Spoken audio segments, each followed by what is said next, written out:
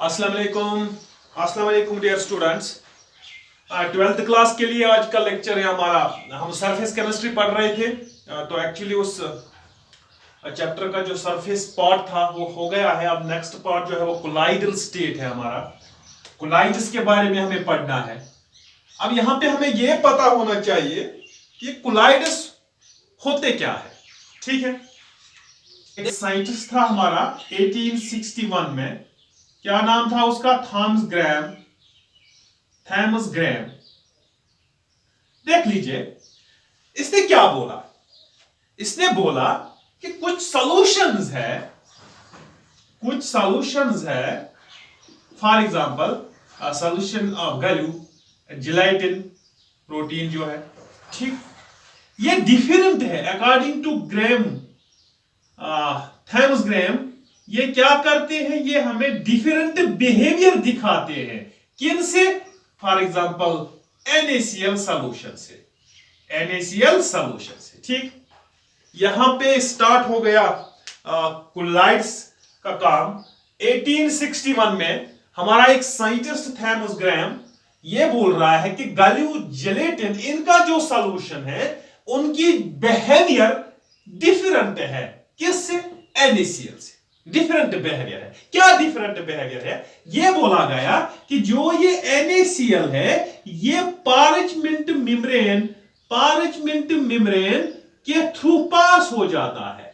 Parchment membrane या हम बोल सकते हैं एनिमल मेम्ब्रेन, जो मैंने बोला था आपको, animal membrane, semi permeable membrane जिसको बोलते हो आप। ठीक है, तो जो ये NaCl का सॉल्यूशन है ये इस पार्चमेंट मेम्ब्रेन या एनिमल मेम्ब्रेन बोल दीजिए, इससे पास हो जाता है।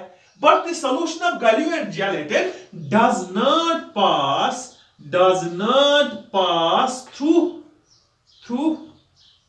पार्चमेंट और एनिमल मेम्ब्रेन। ठीक है, देख लीजिए एक डिफरेंस यहां पे देख लिया थॉमस ग्रैम ने कि जो मेरा सॉल्यूशन है, एक सॉल्यूशन जिलेटिन ये तो पास नहीं हो रहा है मेरा पार्चमेंट मेम्ब्रेन से, पर दूसरा जो है NaCl ये पार्चमेंट मेम्ब्रेन या आप बोलिए एनिमल मेम्ब्रेन, इससे पास हो जाता है। क्या कहा इसने on the base of this behaviour solutions के दो किस्म कर दिए। फर्स्ट को क्या बोला? कोलाइड्स, एंड नंबर सेकंड को क्या बोला? क्रिस्टलॉइड्स। क्या बोला? Colloids and crystalloids. ये क्लासिफिकेशन किसने की?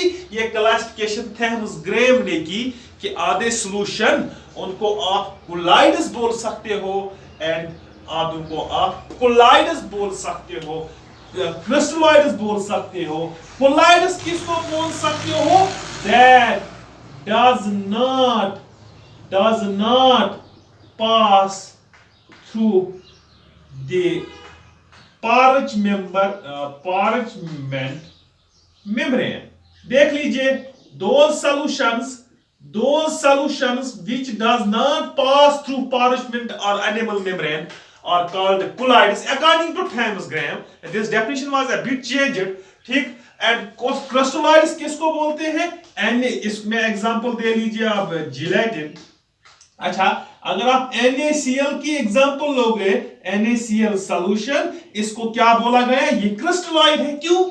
Because it passes through what? Parchment membrane. देख लीजिए थॉमस ग्रैम की क्लासिफिकेशन। इसने दो क्लासेस में सॉल्यूशंस को क्लासिफाई किया। एक तो बोला गया कोलाइड्स जो पार्चमेंट मेम्ब्रेन के पास नहीं होते हैं, and number second crystalloids which can pass through the parchment membrane और you can say animal membrane. ठीक है, अब यहां पे एक और पॉइंट देख लीजिए। ये जो डेफिनेशन दी गई थी थॉमस ग्रैम की तरफ से, it was proven wrong। That means it was not satisfactory। This definition was not satisfactory। क्यों ये satisfactory नहीं थी? देखा गया कि अगर आप NaCl को हाइड्रोलिसिस कर रहे हो, NaCl में क्या कर रहे हो आप? इसका सॉल्यूशन बना रहे हो। किसके साथ?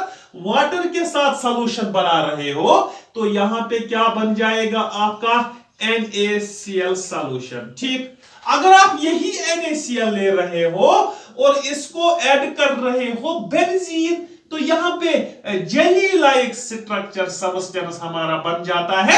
That means NaCl here is not soluble in benzene पहले में क्या, NaCl is fully dissolved in water, यहां पे क्या सॉल्यूशन बन गया आपका, NaCl is not dissolved in or soluble in benzene, यहां पे जेली लाइक सब्सटेंस आपका बन गया। अब देखा गया जब इसको पार्चमेंट मेम्ब्रेन के थ्रू पास किया गया, इट गेट्स पास्ड, बट ये do not pass and the solution of NaCl in benzene, it does not pass through the parchment membrane। उस वक्त इसने NaCl को बोला था crystalloid है, but on adding different solvents it was found that at one stage, at one time, in one solution it is behaves as crystalloid and in another it behaves as colloid। That means the definition of Thames Graham was not satisfactory, it was changed। क्या लिखा गया, ये लिखा गया the colloid is not a substance, but it is a state of substance, it is a state of substance। That means अगर हम पहली line explain करने की कोशिश करें तो फिर एक बार उसने NaCl को क्रिस्टलाइड बोला था, वो क्रिस्टलाइड ही होना चाहिए, लेकिन दूसरी जगह देखा गया व्हेन बेंजीन के साथ वो मिक्स किया गया कि वो क्या बन गया, वो कोलाइड बन गया। तभी हम बोलते हैं हम किसी एक सब्सटेंस को क्रिस्टलाइड या कोलाइड नहीं बोल सकते, हम इसको बोलते हैं अकॉर्डिंग टू इसमें क्या पार्टिकल साइज है। ठीक है, the colloid is not a substance, it is a state of substance which depends upon particle size, which depends upon what, particle size. देख लीजिए यहां पे क्या हो रहा है, अब हम कोलाइड को, किसी खास चीज को, किसी खास सब्सटेंस को देख के हम ये नहीं बोलते कि ये कोलाइड है या क्रिस्टलाइड है या ट्रू सॉल्यूशन है, हम on the base of what, on the base of particle size अब डिस्टिंग्विश करेंगे कि कौन कोलाइड है, कौन क्रिस्टलाइड है एंड कौन क्या है, तो दूसरी वो देख लेंगे हम।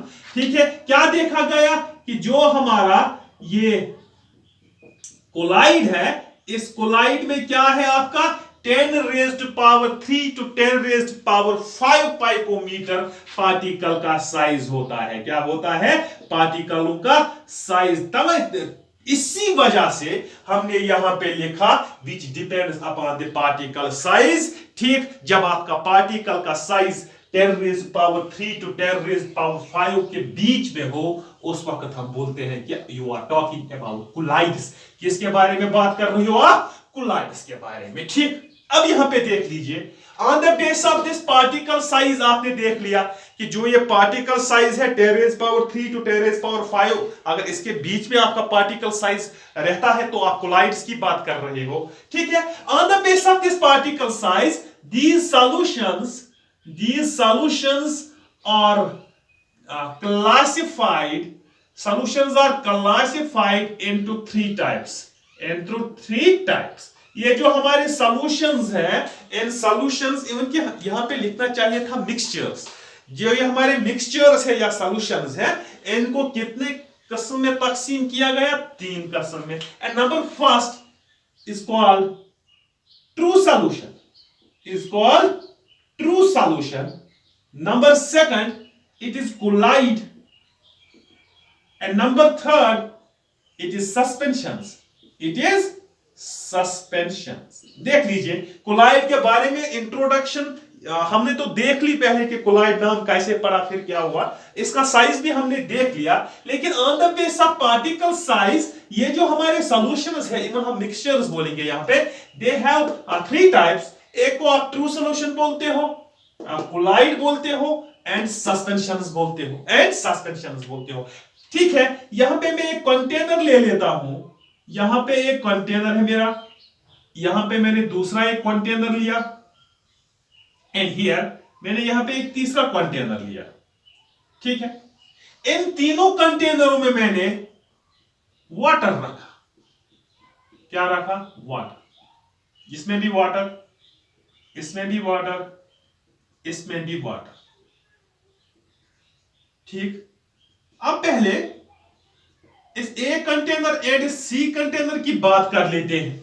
ठीक, समझने के लिए अगर मैं इसमें सॉल्ट ऐड करूं, क्या किया मैंने, सॉल्ट ऐड, मुझे बोलिए ये सॉल्ट इस वाटर में क्या सॉल्युबल हो जाएगा, दैट मींस ये इसमें क्या हो जाएगा, सॉल्युबल।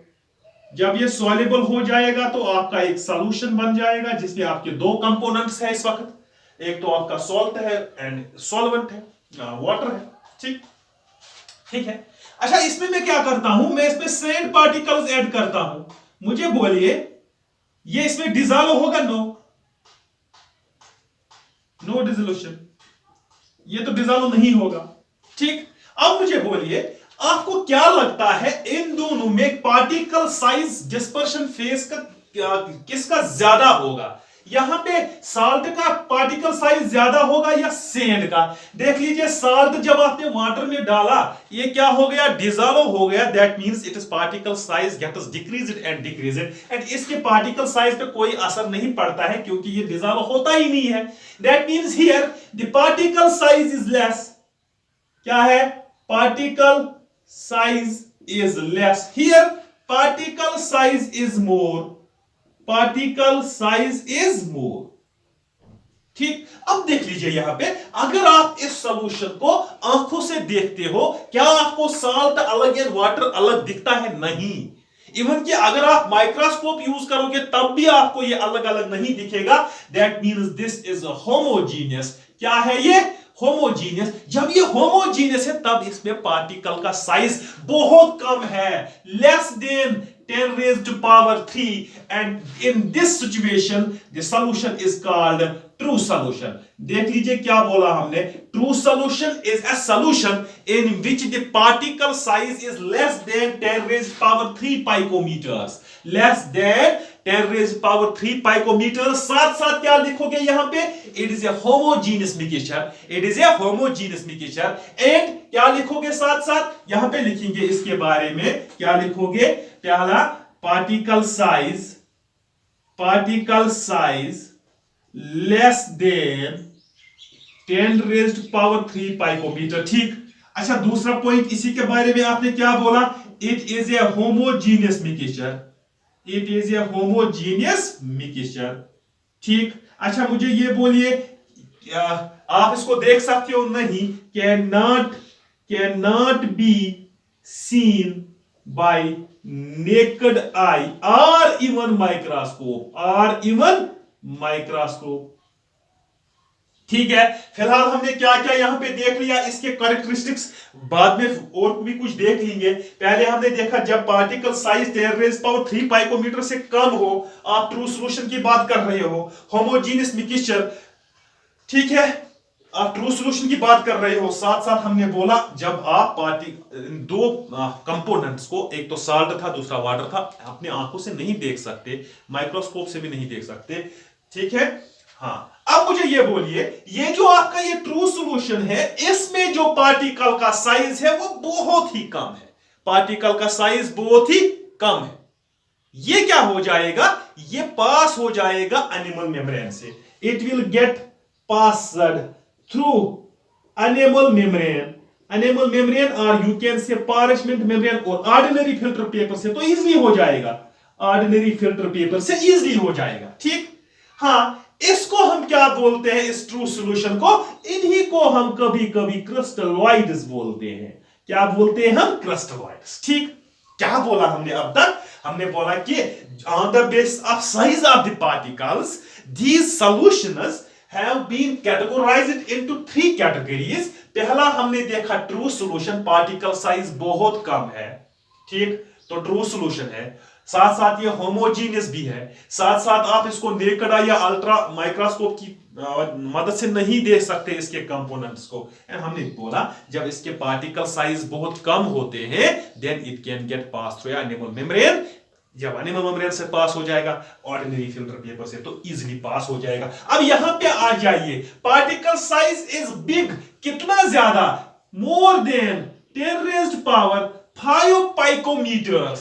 क्या लिखा हमने यहां पे, it is more than 10 raised to power 5 पाइकोमीटर्स, मैं इस कैटेगरी की बात कर रहा हूं, 10 रेज़्ड पावर 5 पाइकोमीटर से ज्यादा, क्या है ज्यादा, इसका पार्टिकल साइज। जब पार्टिकल साइज ज्यादा है, मुझे बोलिए सैंड और वाटर की बात कर रहे हो, इसमें सैंड पार्टिकल्स है, क्या अपनी आंखों से आप ये सैंड पार्टिकल्स देख सकते हो? Yes, you can see, that means water अलग, सैंड अलग, it is heterogeneous, it is heterogeneous. जब हिट्रोजीनस है तो फिर आप क्या कर सकते हो, अपनी नेकेड आई से ये विजिबल होता है, आप देख सकते हो, माइक्रोस्कोप की जरूरत ही नहीं है, ठीक है। अब मुझे बोलिए, क्या ये इसके पार्टिकल्स बड़े हैं, क्या ये फिल्टर पेपर पारचमेंट मेम्ब्रेन से पास होगा? नहीं होगा, इवन के ऑर्डिनरी फिल्टर पेपर से नहीं पास नहीं होगा। क्या लिखेंगे? Not pass through even ordinary filter paper. Even ordinary, जब हमने ऑर्डिनरी की बात की तो फिर तो एनिमल मेम्ब्रेन से पास होगा ही नहीं। अब क्या रह गया यहां पे? हमने पहले देखा कि ट्रू सॉल्यूशन है, इसकी कैरेक्टरिस्टिक्स हमने देख ली, उसके बाद हमने देखा कि यहां पे हाँ ये क्या है, ये third, it is called suspensions, it is called what, it is called suspensions. आपको एक्चुअली ना ट्रू सॉल्यूशन पढ़ना है, उसके लिए आपने सॉल्यूशन चैप्टर पढ़ लिया है ना, आपको ये सस्पेंशंस पढ़ना है, आपको बीच की कैटेगरी पढ़नी है, that means this, and this is called colloid, this is called what, colloid। अब हम इस colloid के बारे में बात कर लेते हैं। देख लीजिए colloid आप किसको बोलते हो? पहली बात, जब हमने colloid की बात की, यहां पे colloids, क्या बोला हमने? colloids। पार्टिकल साइज की बात कर लेते हैं, पार्टिकल साइज की बात कर लेते हैं। मुझे बोलिए, इसका साइज ट्रू सॉल्यूशन से कम होगा? नहीं, क्योंकि हमने देखा ये तो पास होता ही नहीं था, इजीली तो ये पास होता ही नहीं था, ठीक। वो इसका साइज सस्पेंशन से ज्यादा होगा? नहीं, सस्पेंशन के पार्टिकल्स बहुत बड़े हैं, तो फिर इसके जो पार्टिकल साइज होगा, particle size is intermediate, particle size is intermediate किस के दरमियान? Between true solution, between true solution and what? True solution and suspensions, true solution and suspensions, ठीक है। कितना है particle size? Between 10 raised power 3 to 10 raised power 5 पाइकोमीटर्स। देख लीजिए, इसके पार्टिकल साइज जो है थोड़ा बहुत ज्यादा है 10 रेज़्ड पावर 3 पाइकोमीटर से, और कहां तक? 10 रेज़्ड पावर 5 तक। एंड दिस रेंज में जो सॉल्यूशन हमारा आता है, इसको हम कोलाइड्स बोलते हैं। क्या बोलते हैं हम इसको? कोलाइड्स, ठीक है। अब मुझे बोलिए, नंबर सेकंड, क्या ये होमोजीनियस है? मिल्क की बात कर लीजिए, यहां पे मिल्क इज ए कोलाइड। मुझे बोलिए, ये मिल्क होमोजीनियस है कि हेटेरोजीनियस? अगर आप नेकेड आई से देख रहे हो तो आपको ये होमोजीनियस लगता है। मैं बोलूंगा यहां पे seems homogeneous to naked eye, homogeneous to naked eye. जो हमारी नेकेड आई है उसमें क्या लगता है मिल्क कि ये होमोजीनियस है, लेकिन अगर आप माइक्रोस्कोप के अंडर देखोगे इट्स अ हेटेरोजीनियस। क्या लिखेंगे? हेटेरोजीनियस, हेटेरोजीनियस, फैट अलग वाटर अलग, heterogeneous under microscope, under microscope. इसके बारे में पूरा चैप्टर है ये कोलाइड्स के बारे में। तो फिर ये याद रखिएगा कि इसमें जो पार्टिकल साइज है आपका, that particle size is intermediate between true solution and suspension. कितना है? 10 raised power 3 to 10 raised power 5 पाइकोमीटर्स। ये होमोजीनियस लगता है नेकेड आई थ्रू, बट जैसे ही आप इसको क्या करोगे, जैसे ही आप इसको हीट्रो अंडर माइक्रोस्कोप देखोगे, ये क्या बन जाएगा? उस वक्त ये बन जाएगा हेटेरोजीनियस। अब देख लीजिए, इसकी बात कर लेते हैं। या तो आप इसको यहां पे देख लीजिए, ये ऑर्डिनरी फिल्टर पेपर है for example, and here it is parchment membrane, it is parchment membrane, ठीक। देख लीजिए, ये क्या कर लेता है ये कोलाइड, इसका पार्टिकल साइज इंटरमीडिएट है, दैट मींस ये क्या करेगा, ये ट्रू सॉल्यूशंस की तरह इस ऑर्डिनरी फिल्टर पेपर से पास हो जाएगा, क्योंकि इसमें पोर्स बड़े होते हैं, लेकिन एनिमल मेम्ब्रेन से पास नहीं होगा। उसमें क्या हो जाता था ट्रू सॉल्यूशंस में? दोनों से पास। एंड सस्पेंशन में किसी से पास नहीं, बट ये क्या करता है, ये ऑर्डिनरी फिल्टर पेपर से पास होता है, बट एनिमल मेम्ब्रेन से पास नहीं होता। लिखेंगे यहां पे passes through ordinary filter paper but does not pass through what, animal or parchment membrane। ठीक है, ठीक, हाँ, होमोजीनियस भी बोला एंड पासेस थ्रू। ठीक है, अब यहां पे और एक बात लास्ट पे हमने देख लिया कि जो ये सॉल्यूशंस हमारे हैं इसके तीन कैटेगरीज है, एक तो ट्रू सॉल्यूशन हुआ, सस्पेंशन हुआ, एंड साथ साथ हमारा कोलाइड जो हमें पढ़ना है। ठीक है, देख लीजिए हम यहां पे क्या कर लेते हैं, फॉर एग्जांपल यहां पे आप एक कोलाइड बना लेते हो, किसका कोलाइड, स्टर्च का, किसके साथ, वाटर के साथ, इसमें वाटर है एंड आपस में आपने ऊपर से इसमें स्टार्च ऐड कर लिया। यहां पे देख लीजिए ट्रू सॉल्यूशन की बात, यहां पे वाटर है, आपने ऊपर से सॉल्ट ऐड किया। हमने सॉल्यूशंस में बोला था कि जो कंपोनेंट्स होते हैं सॉल्यूशन में, एक कंपोनेंट को आप सॉल्यूट बोलते हो एंड दूसरे कंपोनेंट को आप सॉल्वेंट बोलते हो। इसी तरह यहां पे क्या बात है, यहां पे भी तो ये कंपोनेंट से बना होगा। एक कंपोनेंट को आप डिस्पर्स्ड फेज बोलते हो एंड नंबर सेकंड को डिस्पर्शन मीडियम बोलते हो। देख लीजिए नोमेनक्लेचर चेंज, वहां पे आप सॉल्यूट एंड सॉल्वेंट बोलते थे, यहां पे आप dispersion face and dispersion medium पढ़ते हैं। ठीक है, बोलते हैं क्योंकि हमें यही आज पढ़ना है, यही आज से पढ़ना है कोलाइड्स के बारे में 2 4 5 दिन, जब तक ये खत्म हो जाए। इसलिए आपको पता होना चाहिए हर टर्मिनोलॉजी इसके बारे में। जब आप कोलाइड बना लेते हो, इसमें एक कंपोनेंट को आप डिस्पर्सन फेज बोलते हो एंड सेकंड कंपोनेंट को आप डिस्पर्सन मीडियम बोलते हो। अब यहां पे देख लीजिए, आप सॉल्यूट किसको बोलते थे, which was present in lesser amounts, यहां पे देख लीजिए डिस्पर्स्ड फेस, जो ये डिस्पर्स्ड फेस है, इस can be related to solute in solution. जिस तरह सॉल्यूशन में सॉल्यूट होता है, इसी तरह कोलाइडस में डिस्पर्स्ड फेस होता है। इससे क्या पता चलता है आपको कि ये जो डिस्पर्स्ड फेस है, it is present in lower or lesser amounts, it is present in lower or lesser amounts। इसी तरह जो यहां पे सॉल्वेंट है, डिस्पर्शन मीडियम जो यहां पे है, it can be related to solvent in the solution।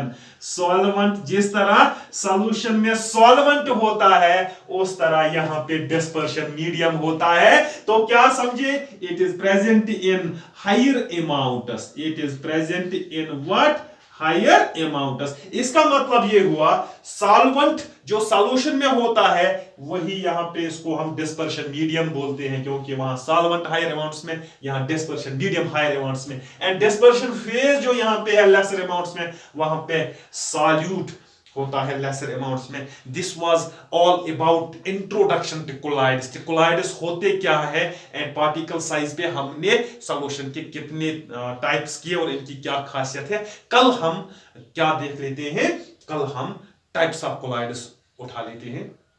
And thanks for watching मी। जिसने अब तक मेरी चैनल को सब्सक्राइब नहीं किया है, वो सब्सक्राइब कीजिएगा। Thank you, Allah Hafiz.